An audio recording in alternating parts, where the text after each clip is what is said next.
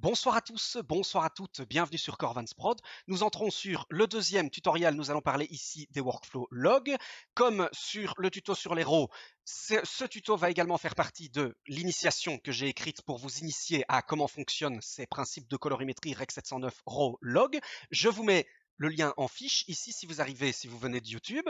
Comme ça vous pouvez, si vous ne connaissez pas le principe du log, aller voir cette initiation, allez lire cette initiation d'abord, et nous allons ici pratiquer donc la gestion de nos flux log dans DaVinci Resolve, ainsi que la gestion de nos courbes de gamma, la gestion de nos espaces colorimétriques. Alors, je vous ai préparé ici plusieurs plans log. J'ai ici les plans de quatuor qui sont en S-Log3. J'ai ici, merci Bastien Marchand, Bastien qui m'a généreusement mis à disposition ces rushs de test en Panasonic Vlog. Merci Bastien, encore une fois. J'ai ici les anciens rushs du clip de Oyami Kanto, donc qui sont en Blackmagic Cinema Film Log. Et j'ai ici, je reprends le plan RAW de Christian Sylvestre, justement pour vous montrer comment cumuler, parce qu'on peut cumuler RAW et log dans un même workflow. Alors, dans un premier temps, je vous rappelle, pour vous illustrer, quel est l'intérêt du log. Je vais temporairement normaliser cette image vers le Rec 709 avec une lutte, ne vous en faites pas, je reviens dessus après. Imaginez qu'on ait tourné cette image en Rec 709 natif. De nouveau, exactement comme dans le cas du RAW, vous voyez toutes les nuances qu'on aurait ici, qui sont surexposées dans les lumières les plus hautes, seraient perdues. Mais ici, comme nous sommes en log, eh bien, il n'y a pas de problème. Si je baisse, je retrouve toutes les nuances. Vous voyez, c'est pas cramé parce que c'est dans le signal log. On a, si vous voulez, réduit le signal, on a réduit sa taille pour faire rentrer le maximum d'informations, le maximum de nuances, et donc, en quelque sorte, au niveau de notre plage dynamique d'exposition, on gagne quelques stops de plage dynamique. C'est très utile et on gagne également quelques plages de saturation, quelques nuances de saturation, selon également l'espace dans lequel on a tourné notre plan.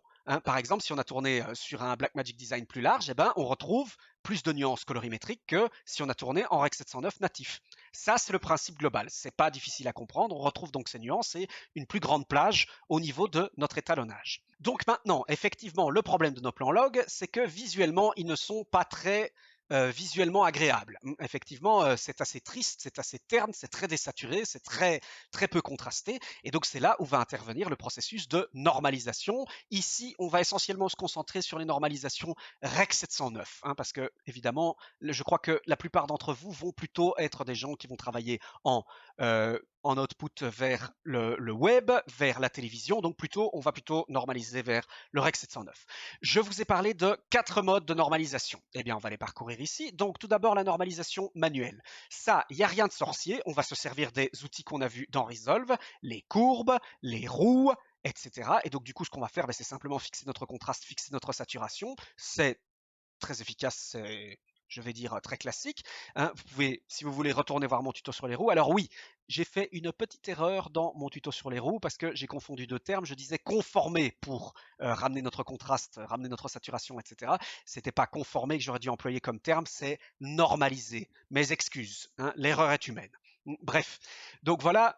Ici, ce que je fais purement et simplement, je me sers du waveform. Vous voyez, je me sers des pics des valeurs maximum et je ramène, hop, niveau maximum, tac, voilà, je ramène mon noir, voilà, plus ou moins, et je peux définir ma plage de gamma pour répartir mes nuances de luminance.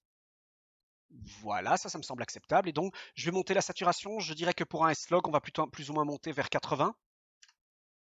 C'est un peu trop. Je vais baisser 70. Voilà, c'est un peu mieux. Ouais, non, on va dire 75 parce que voilà, ça me paraît déjà plus ou moins correct. Vous voyez. Et voilà donc notre plan, vous voyez, normalisé. On est de nouveau dans un plan correctement contrasté, correctement saturé, neutre, vraiment dans un espace neutre. Évidemment, faire attention à notre vector scope aussi pour être sûr de ne pas dépasser des nuances de saturation dans notre espace. Voilà, ici. Voilà pour ce qui en est de la normalisation manuelle. Alors, petite astuce aussi, si vous voulez obtenir une plus grande plage, je vais dire, répartir un petit peu plus les nuances vers le haut et vers le bas sans les écrêter, pour conserver toutes les nuances de votre normalisation. Alors, vous pouvez vous servir ici du height soft. Par exemple, ici, regardez ce que je vais faire. Je vais monter encore ici les hautes lumières. Voilà, je vais un peu les écrêter comme ceci. Voilà, et donc sur les courbes, ici, vous avez une fonction low soft, high soft. Ici, je vais aller dans le height soft. Et alors, vous allez voir que voilà, je vais ramener en fait, voilà, regardez ici. hop, je ramène en fait mes hautes lumières, voilà, je ne les écrète pas et comme ça je peux un petit peu mieux répartir ma plage de contraste manuellement. Voilà, vous voyez ici, on a ici une normalisation qui est tout à fait convaincante, on a une sortie, un contraste, une saturation neutre et acceptable, visuellement correct. Voilà, donc ça c'est pour ce qui est de la normalisation manuelle. Alors je vous ai parlé de la normalisation par checker, malheureusement je n'ai pas de plan qui contient une mire checker parce que je n'en ai pas et j'ai pas pu tourner un plan. J'avais demandé éventuellement à quelques personnes s'ils pouvaient me passer un plan avec une mire, que j'ai pas eu de réponse malheureusement, donc voilà, j'ai pas pu trouver. Bon, c'est pas grave en soi. Le principe pour cela, on va aller ici dans le color match, ici l'icône de Resolve, et donc on va retrouver ici notre mire. Votre mire que vous avez, vous, donc c'est une sorte de tableau. Ce qu'il faut faire donc quand vous tournez vos plans, par exemple ici en S-Log 3, c'est on va hop, montrer la mire à l'image. On va l'enregistrer pendant 1 ou 2 secondes et en fait on va s'arrêter sur l'image où se trouve cette mire ici dans Resolve et donc en fait je crois que vous comprenez tout de suite le principe. On définit ici quelle est notre mire, par exemple je sais pas la classique ici, la X-Rite Color Checker classique et donc en fait regardez ici, vous avez la possibilité de choisir vos courbes de gamma d'entrée et votre courbe de gamma, votre espace colorimétrique de sortie, donc l'arrivée. Et donc ici, par exemple, ben, on irait chercher notre S-Log 3, puisque notre courbe de gamma, on a tourné en courbe de gamma S-Log 3 dans ce cas-ci. Et donc, on va garder notre gamma, notre courbe de gamma de sortie vers le Rec 709, puisqu'on fait une normalisation Rec 709. Et donc maintenant, ce qu'il suffit de faire, c'est clac, on va aller chercher ici, vous voyez, color chart. Vous avez cette forme qui apparaît, et sur l'image donc où se trouve votre mire, vous allez aller chercher votre mire, vous voyez, comme ceci. Voilà, vous allez caler cette forme sur votre mire, hein, comme ceci. Il faut faire en sorte que chacun des carrés soit bien dans chacun des carrés de la mire, donc référencé sur chacun des carrés de la mire, voilà, comme ceci. Et ensuite, une fois que c'est fait, ben, c'est tout simple. Vous faites match, on match, et comme ça, hop, on a normalisé notre plan. Une technique très efficace, parce que celle-ci, elle tient compte de vos données d'entrée. Vous voyez, ce qui n'est pas le cas, par exemple, des luttes. Je vais vous en parler après. Donc voilà, ici on ne va pas le faire, mais vous comprenez le principe, comme ça vous normalisez directement votre plan. Maintenant, on va parler des luttes de conversion. Où est-ce qu'on trouve les luttes ici dans Resolve? Ici, regardez, donc de base vous êtes ici, vous cliquez sur lutte. Et ici, vous parcourez toutes les différentes luttes existantes. Et par exemple, ici, pour normaliser, moi ce qu'il me faudrait, je voudrais normaliser mes plans selon ma sortie, c'est-à-dire en Rec 709. Nous sommes en S-Log, donc je vais aller chercher la lutte ici, S-Log 3, Sony S-Log 3, tout Rec 709 pour normaliser vers comme on l'aurait plus ou moins, hein, on va se rapprocher d'un contraste tel qu'on l'aurait en Rec 7, si on avait filmé en Rec 709. Voilà, elle est ici. Ce qu'il y a de très pratique, vous voyez, c'est que vous pouvez, hop, passer votre souris et voir le résultat de votre lutte, ici directement en temps réel.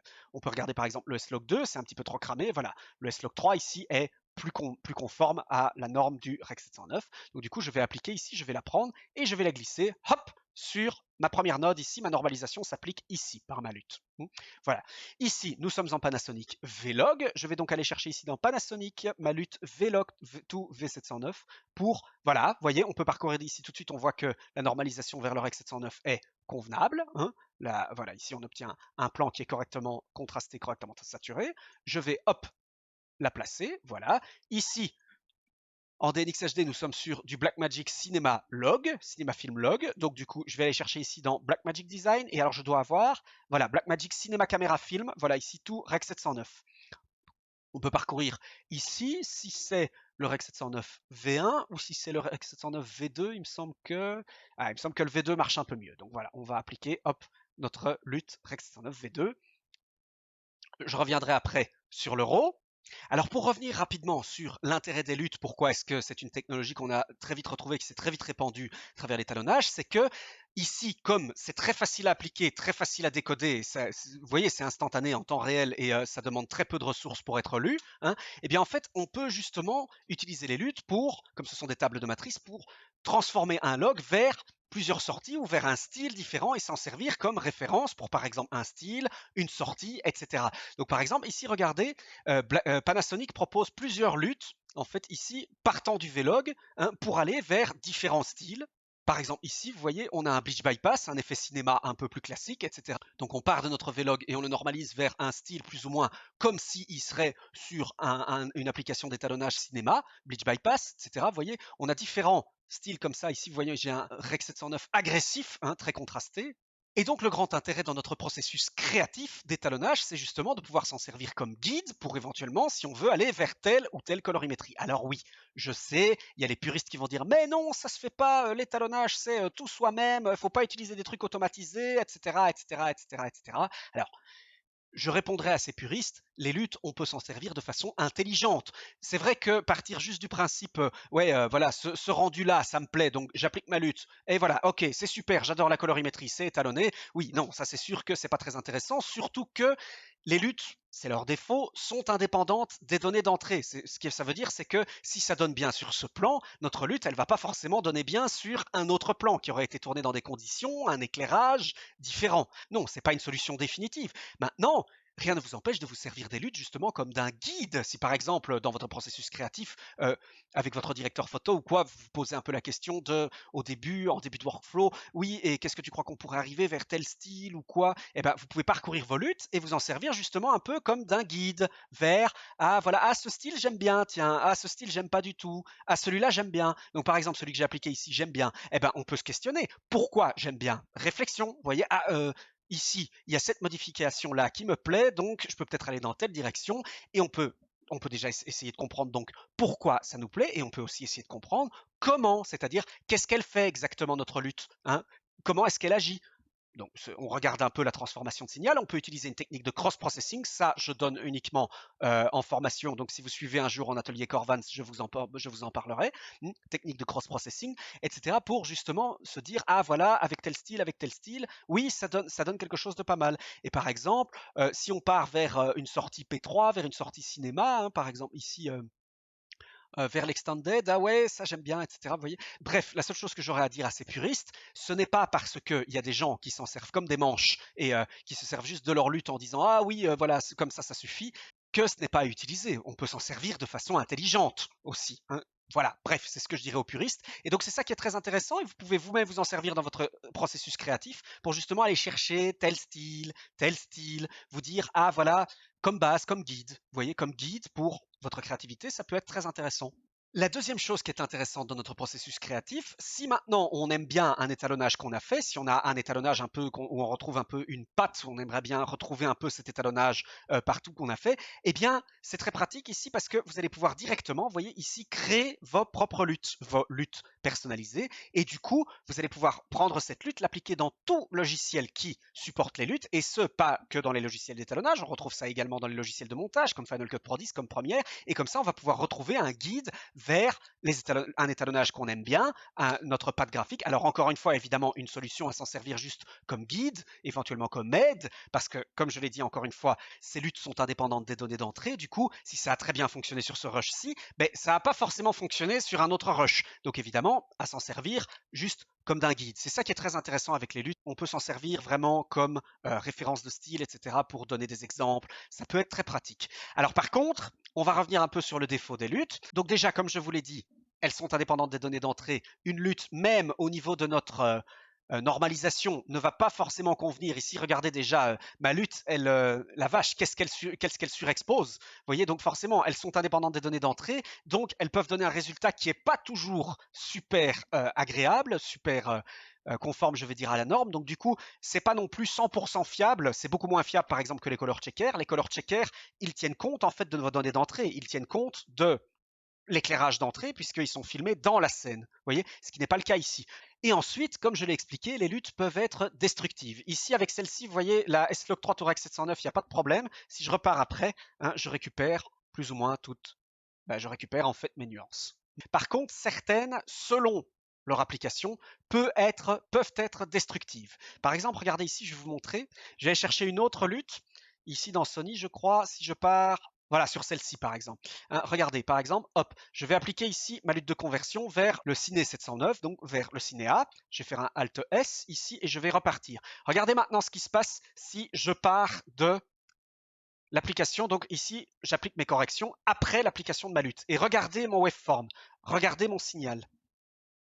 Ah, il est clippé. Vous voyez, j'ai perdu les informations. Pourquoi? Parce que si votre lutte en fonction de sa correction, définit que autant de niveaux, tel niveau, doivent tous aller sur tel niveau, ben, ils vont tous aller sur tel niveau. Et quand vous allez repartir de votre lutte, bah voilà, ça va être clippé. Vous comprenez, hein? Certaines luttes ici vont agir différemment au niveau de leur correction et donc ne vont pas écraser les nuances sur elles-mêmes et donc ne vont pas être destructives. D'autres vont l'être. Du coup, attention, avec les luttes, ça peut être dangereux. Donc, la sécurité à appliquer à ce niveau-là, je vais faire un contrôle home ici et revenir sur ma lutte Sony S-Log2 Rec 709, c'est toujours appliquer notre lutte à la fin, faire plutôt nos corrections avant son application. Parce qu'ici, vous partez de votre signal log, vous partez pas de votre signal normalisé par la lutte. Donc plutôt faire les corrections avant, en général. Alors, cela dit, ça va provoquer un problème. Donc vous voyez ici, donc je récupère toutes les nuances.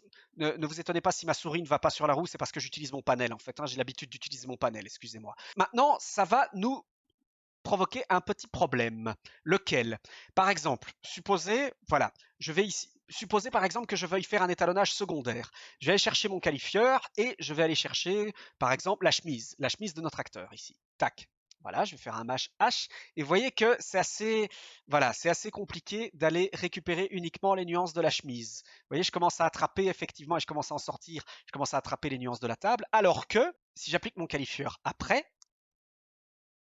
tac, là, vous voyez tout de suite, j'attrape plus de nuances. Pourquoi? Parce que forcément, après ma normalisation, le contraste, la saturation, ben, c'est plus marqué. Les différences entre chacune de nos nuances vont être un petit peu plus marquées. Et donc, du coup, ça va être plus facile en fait de récupérer plus précisément telle zone de couleur, telle zone de luminance, etc. Donc, du coup, là, effectivement, on va avoir un problème avec notre workflow LUT si on ne veut pas perdre des nuances après l'application de notre LUT et si on veut pouvoir travailler sur des nuances précises, sur des différences entre les nuances précises pour pouvoir, par exemple, faire un étalonnage secondaire. Comment éviter ça? On va en parler après, mais vous avez une solution qui est toute faite. Soit vous normalisez par checker, pas par LUT, soit vous faites votre normalisation manuellement. Là, vous ne risquez pas de perdre des nuances de votre log. Hein, et vous partez donc avec votre qualifieur après votre correction manuelle, ce qu'on a fait ici, par exemple. Vous voyez, je vais faire un Alt S et ici, si je vais chercher mes nuances, par exemple, de ma chemise, hop, voilà, j'obtiens des nuances plus marquées. Vous voyez qu'il est plus facile d'aller chercher, par exemple. Alors maintenant, concernant nos luttes, comment gérer éventuellement votre timeline avec vos luttes ou comment gérer une timeline avec plusieurs logs différents? Je vais prendre le tout ici, hop, voilà, et je vais tout resetter. Alors par exemple, si on veut normaliser par lutte, enfin, mais sur toute la timeline, eh bien là, vous allez très vite le comprendre. Logique, on va passer sur timeline ici. Si vous ne vous souvenez pas, vous pouvez aller voir mon tuto, je vous le mets en fiche sur les groupes et les versions. Et donc là, si je crée ma lutte, souvenez-vous, tout ce qui s'applique dans la timeline, c'est après hein, ce que vous avez appliqué comme correction manuelle dans le clip ici. Donc tout ce que vous allez appliquer en timeline va s'appliquer après. Et donc maintenant, je vais appliquer ma lutte, par exemple Sony S-Log, ici. Comme elle s'applique sur la timeline, hop, vous pouvez voir ici que tous mes plans sont normalisés vers le Rec 709, ici S-Log. Alors ici, ça ne va pas convenir, évidemment, parce que nous avons des V-Log. Quoique, on peut voir que la normalisation S-Log de notre V-Log avec une lutte S-Log fonctionne encore bien. Ça va, je trouve que c'est pas désastreux, je trouve. Enfin bref. Par contre, ici, ça marche pas du tout. Voilà. Bref, donc c'est ici effectivement que il va falloir gérer ces rushs différemment. Donc là, ben, solution groupe, hein, vous séparez vos différents rush logs en groupe, hein, comme vous connaissez. Vous appliquez votre lutte à ce moment-là en groupe post-clip, comme c'est expliqué dans le tuto sur les groupes. Alors, autre solution, si vous voulez l'appliquer enfin sur toute la timeline, vous pouvez aller ici dans, de base, vous êtes sur Master Settings, vous pouvez aller dans Gestion de la couleur, ici Color Management, et donc vous voyez ici, vous avez les Lookup Tables, et vous avez les Inputs, donc application de lutte à l'entrée, ou Output, hein, est-ce qu'on applique les luttes à la sortie. En l'occurrence, ici, en sortie, on peut définir donc nos luttes, il suffit d'aller la chercher. Voilà, il nous suffit ici d'aller chercher notre Vlog ou alors notre S-Log3, etc. Vous comprenez le principe, je ne vais pas m'étendre dessus. Ou alors, ce que vous avez la possibilité de faire, je vais ici supprimer, hop, ma normalisation sur ma timeline. Si vous cliquez en fait sur le plan, vous pouvez, clac, selon un plan, aller chercher, voyez, ici, vos luttes, vos différentes luttes sur ces plans-là. Et donc, ce que vous pouvez faire, ici, on va aller chercher notre lutte S-Log. Voilà, S-Log 3 Tourex 709 par exemple. Ici, on va aller chercher, hop, notre lutte Blackmagic. Voilà, etc. Alors par contre, attention, ça c'est plus pour les monteurs, effectivement, parce que ici, hein, c'est appliqué en entrée. Hein, c'est appliqué en entrée du plan. Donc du coup, évidemment, si votre lutte a des actions destructives, vous ne pourrez plus retrouver les nuances. Donc du coup, qu'est-ce qu'on peut faire pour ça? On va en parler juste après, on va parler du color management. Alors avant d'aborder la gestion de couleurs, revenons un instant sur notre plan RAW, le plan de Christian Sylvestre. Je vous avais parlé dans le tuto précédent justement de la possibilité de sortir éventuellement de dématricer nos rushs RAW en non pas en Rec 709, mais justement en log, pour tirer parti également justement de la plage dynamique log à partir de notre RAW. Pour cela, regardez, si je vais ici dans Caméra RAW, donc comme on l'a vu dans le tuto précédent, on a la possibilité ici de choisir notre courbe de gamma vers laquelle on est dématricé et notre espace de couleur dans lequel on dématrice. Et donc du coup, par exemple, ici, en quelque sorte, on peut retrouver une cinquième méthode de normalisation. Par exemple, ici, si je prends l'espace couleur Rec 709 directement, tac, voilà, vous voyez tout de suite comment ça arrive. Et je vais prendre ici la courbe de gamma Rec 709. Voilà, et donc vous voyez directement, en fait, notre plan est normalisé. On a défini par le dématrissage, donc la normalisation de notre plan. Donc on devait sortir vers un espace Rec 709 comme si on avait capté notre plan en Rec 709. Mais ce n'est pas très intéressant. Parce qu'après notre dématrissage, on a très peu de nuances en fait ici. Donc du coup, puisqu'on est dans un espace Rec 709, on a très peu de nuances de teinte, de saturation, de contraste, etc. Donc voilà, c'est pas très intéressant de dématricer comme ça. Même si, évidemment, ici, comme on part de notre rush RAW, évidemment, les données ne sont pas brûlées. On peut encore une fois revenir ici sur les outils de dématrissage pour récupérer les nuances qui n'ont pas été, qui sont sorties de notre dématrissage. Mais vous voyez, c'est pas super intéressant. Si on veut avoir plus de nuances, plus de plages au niveau de notre étalonnage, c'est plus intéressant éventuellement de sortir dans un log. Par exemple, ici, ce que je peux faire, vous voyez, je peux sortir en Vegamut, par exemple, et je peux sortir en Vlog. Et donc là, voilà, je dématrice mon plan comme si lui-même avait été tourné en Vlog, comme ceci. Voyez. Et donc là, à ce moment-là, je peux par exemple appliquer ma lutte pour normaliser vers le Rec 709. Et hop, et ici, à partir de mon dématrissage RAW, en plus, je récupère les nuances d'un espace Vegamut, d'une courbe de gamma, Vlog. Donc vous voyez, ça peut être intéressant aussi, beaucoup plus intéressant. C'est pour ça que oui, c'est pas très intéressant de tout de suite dématricer comme ça en Rec 709, évidemment. Pour exploiter un petit peu plus de nuances, c'est peut-être plus intéressant de partir vers du log. Donc soyons en clair, il y en a certains qui disent il vaut mieux RAW que log, il vaut mieux log que RAW. Les deux ne sont pas vraiment en concurrence. Leur logique va être assez différente et justement, on peut cumuler les deux pour exploiter un maximum de nuances. Donc c'est pas vraiment, il n'y a pas RAW ou log, il n'y a pas RAW contre log. C'est l'un et l'autre qui se complètent. Alors vous pouvez voir qu'ici, en sélectionnant ma courbe de gamma Vlog et en sélectionnant mon color space Vegamut, je n'ai plus la possibilité d'accéder au contrôle gamma parce que vous avez la possibilité de dématricer avec une courbe de gamma personnalisée. Et donc pour ça, évidemment, je dois retourner ici sur ma Blackmagic Design au niveau de mon gamma, custom pour récupérer. Vous voyez. Et donc là, effectivement, je peux répartir mon contraste avec une courbe de gamma différente. Vous voyez. Ça, c'est très intéressant aussi. Ben, ça, c'est ce qu'on a fait dans le tuto précédent. Je vous renvoie au tuto précédent. Le moment est venu d'enfin aborder les paramètres qui, je crois, embrouillent pas mal de débutants dans Resolve dans l'étalonnage. Nous allons venir ici sur le color management et nous allons remonter ici et en fait, vous avez des outils ici. Ça, c'est plutôt spécifique, quelque chose que vous allez retrouver spécifiquement dans les logiciels d'étalonnage professionnels, comme Resolve, comme Baselight, comme Mystica. Je ne suis pas sûr de ce que j'avance, à confirmer, mais je crois que les logiciels comme Premiere, de montage, etc., ça, ils n'ont pas. Et donc l'intérêt ici, c'est qu'on a en fait une gestion de nos courbes de gamma et de nos gamutes, donc de nos espaces colorimétriques, d'entrée, de timeline et de sortie. Alors, pour y accéder, je vais aller ici en DaVinci Resolve, DaVinci YRGB Color Manage, gestion de couleurs. Et donc regardez ici, par exemple, j'ai mon input color space, mon espace de couleur d'entrée, et on retrouve ici dans l'input color space vos différentes courbes de gamma. Vous voyez?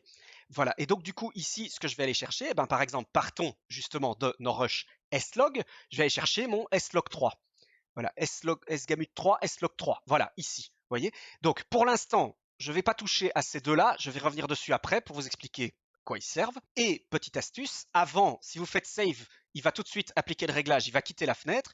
Si vous appuyez sur Alt et que vous cliquez sur Save, il va vous montrer le réglage ici que vous avez appliqué directement sur votre plan, sans quitter la fenêtre. Donc ici, je vais faire Alt, Save.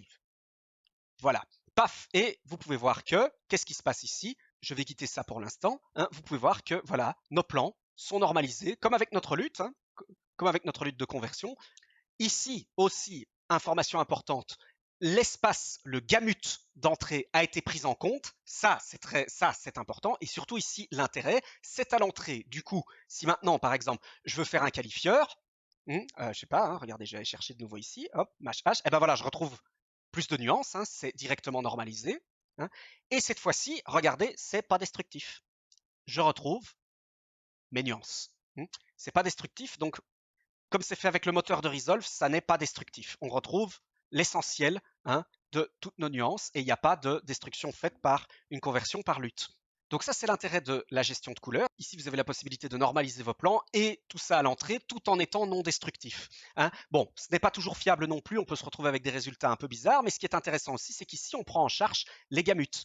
On part en fait de notre espace couleur dans lequel a capté la caméra, qui est plus large et qui peut contenir plus de nuances, et on le transforme vers l'espace de la timeline et vers l'espace de sortie pour prendre en charge ces couleurs. Vous voyez, cette méthode est en tout cas plus sécurisée, je vais dire. Alors, évidemment, ici, si maintenant on a des rushs qui sont dans un autre log, par exemple dans une autre courbe de gamma, un autre espace colorimétrique, à ce moment-là, regardez, je fais un clic droit ici, par exemple, et je vais faire ici, regardez, vous avez Input Color Space. Et donc, je vais aller chercher, par exemple, ici pour mes Vlog, voilà, Panasonic Vegamut Vlog.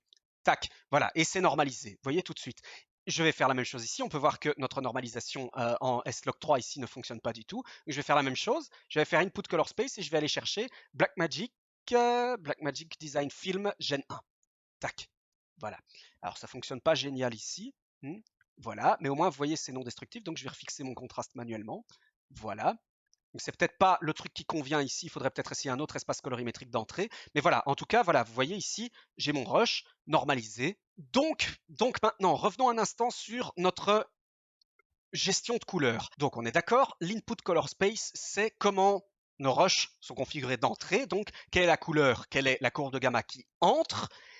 Alors, l'output color space, là, c'est comment est-ce qu'on va sortir. Si on travaille en sortie Rec 709, on va rester en Rec 709 pour avoir notre résultat final après notre normalisation. On normalise vers le Rec 709. Et l'espace de couleur de la timeline, qu'est-ce que c'est? Je vais vous montrer. Je vais retourner un instant sur mes rush S-Log. Donc, de prime abord, regardez ici. Quand c'est normalisé avec mon espace de couleur S-Log 3 en entrée, donc à première vue, ici, quand je travaille avec mes... Je vais le faire plutôt à la souris, comme ça vous voyez. Quand je travaille avec mes roues, il n'y a rien de changé par rapport à avant. C'est le même réglage. Vous voyez? Alors, si maintenant, par exemple, je passe en espace couleur de timeline vers le S-Log 3 S-Gamut 3, voilà, comme ceci, et que je sauve. À première vue, il n'y a rien de changé, à savoir à première vue, la normalisation est la même, c'est normal parce que j'ai défini mon espace d'entrée qui était le S-Log, je sors vers le Rec 709, donc normalisation S-Log vers le Rec 709 en sortie. Donc ça, à première vue, rien de changé. Qu'est-ce qui va changer maintenant? Regardez mes roues, comment elles vont agir. Vous voyez? Elles réagissent, ce sera peut-être plus évident sur ce plan-ci peut-être. Oui, à mon avis, ce sera plus évident ici. Voilà. Mais regardez, vous voyez ici, quand j'utilise ma roue des gains, contrairement à auparavant, quand j'utilisais ma roue des gains, je montais à partir du haut, je touchais pas au bas. Là, vous voyez ici, sur le waveform, mes zones les moins éclairées se modifient également. Vous voyez, la gestion, donc la façon dont Resolve traite les couleurs est complètement changée. Donc, si vous comprenez le principe, en fait, vous avez compris le principe de l'espace d'entrée, comment Resolve interprète les rushs à l'entrée, quel espace de couleur, quelle courbe de gamma. En timeline, c'est comment il va traiter, comment il va calculer ses traitements. S'il fait un traitement, par exemple, de plus X valeur sur tel niveau, il va le calculer selon un truc linéaire ou il va le calculer sur une base dans cet espace colorimétrique-là, via cette courbe de gamma-là. C'est ce que va changer l'espace de couleur de votre timeline. Alors, vous allez peut-être me demander, et c'est quoi l'intérêt de faire ça?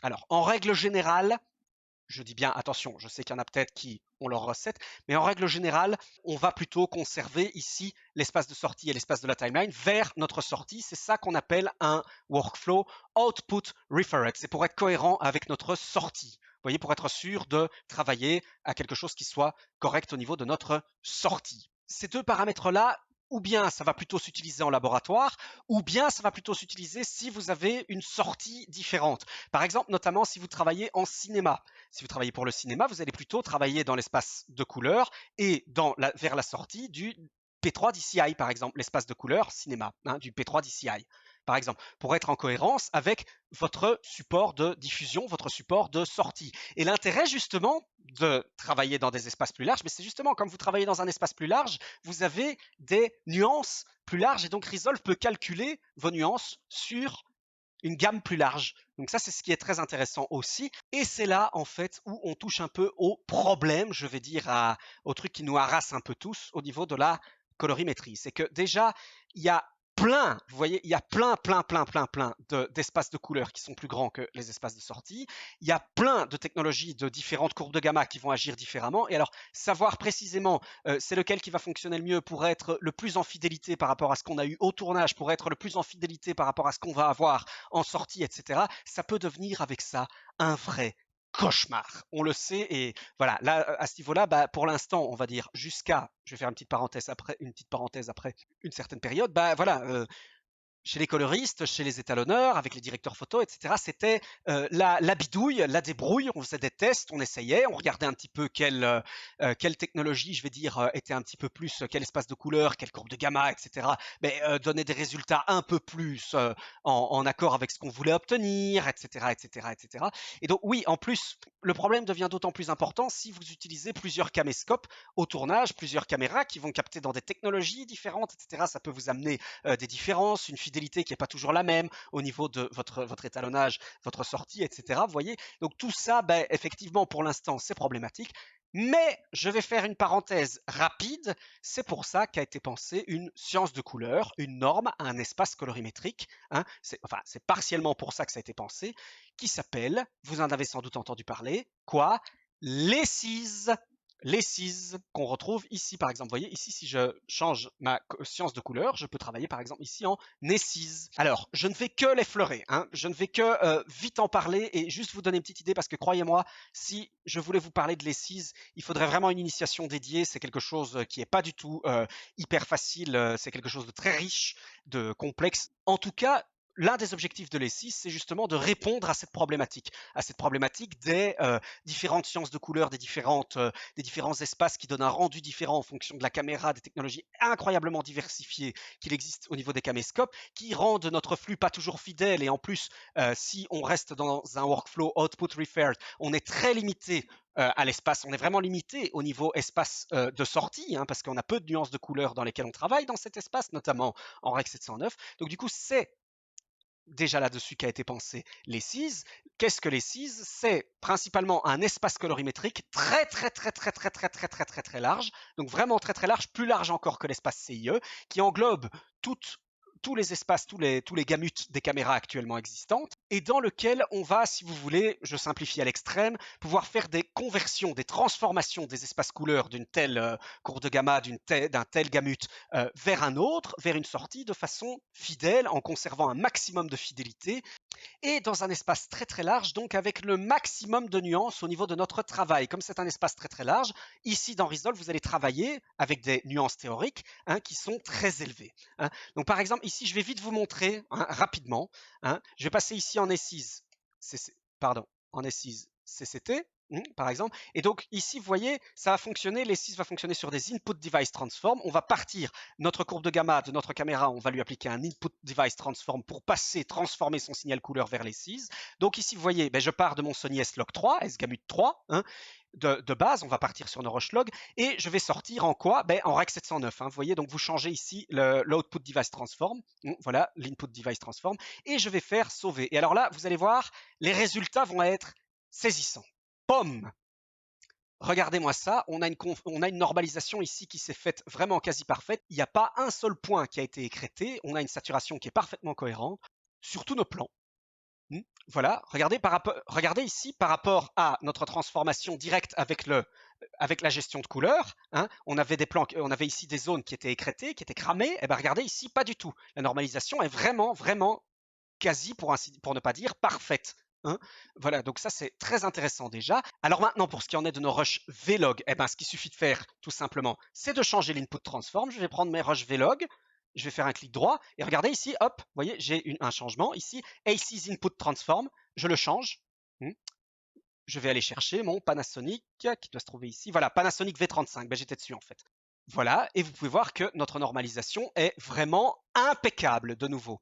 Même chose avec nos rushs qui sont en Blackmagic Cinema. Toc, je vais faire un input transform. Ici, je vais le changer et je vais passer en Blackmagic Design Film. Et regardez, la normalisation est vraiment impeccable. Impeccable ici. On pourrait faire pareil avec notre Rush Raw. Alors, petite information, si vous utilisez du Blackmagic Raw, ici, dès que vous allez utiliser en fait les SIS ou le DaVinci Color Managed, la gestion de couleurs, vous n'allez plus avoir accès ici aux options de changement d'espace couleur. Mais donc directement ici, notre Raw a appliqué un input transform en E6 pour sortir vers le Rec 709 en output transform en suivant les réglages de notre projet. Et ça ne se limite pas à ça parce que si maintenant vous commencez à travailler avec les SIS, vu que vous travaillez dans un espace très très large, vous avez un nombre, vous allez voir, incalculable. Regardez comment réagissent mes roues de nuances. C'est assez génial, vraiment assez génial. Voilà, regardez-moi ça, c'est absolument phénoménal. Je récupère presque toutes les nuances dans mon église là, sans perdre aucune nuance au niveau de mon ciel. C'est assez génial. Même chose ici, voilà, vous voyez, je renforce mon contraste, etc. Même chose au niveau de nos saturations, par exemple. Hop, regardez-moi ça, les nuances qu'on obtient, c'est quand même assez phénoménal. En tout cas, bon, voilà, à utiliser quand même avec prudence et ne vous basez pas juste sur ce tuto pour vous dire, ah ben voilà, je vais utiliser les 6 un peu partout. Non, attention, restez quand même prudent avec ça. Et moi-même encore, je dois un peu me renseigner sur les 6 pour mieux le maîtriser.